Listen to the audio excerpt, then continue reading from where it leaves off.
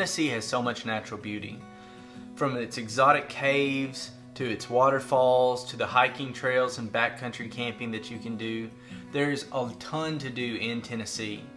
The majority of this beauty is preserved in one of the 56 state parks that Tennessee has.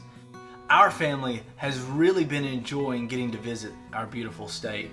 We love learning about the rich history that Tennessee has, the beautiful sights, and we are really excited to be able to document this for our posterity as well as for you to be able to watch as well. Some of the stuff that you'll be seeing if you follow Let's Go Exploring is kayaking, hiking, camping.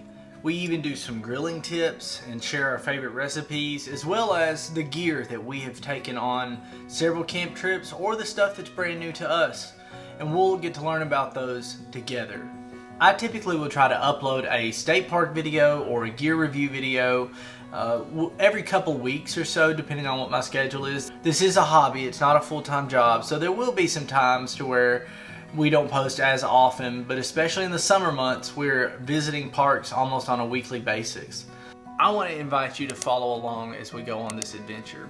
If you're watching this video, there's a good chance that you're actually not subscribed to the channel yet.